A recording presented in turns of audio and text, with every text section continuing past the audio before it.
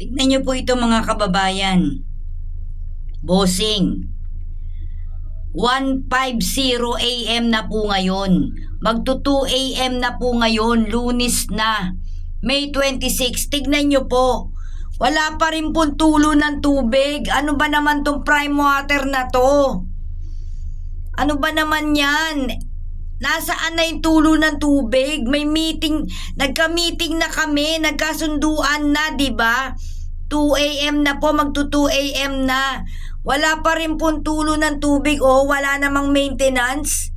Bakit ayaw pa rin nilang buksan ang tubig? Ano ba naman tong gawa ng prime natin? Nakakabwisit na po.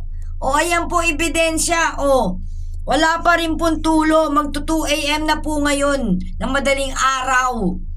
O, yan po ebidensya. Hindi ba nakaka-high blood dyan? O, nasaan na yung tulo ng tubig? Prime water, 2 AM na. O, ayan po ebidensya. Wala pong tulo.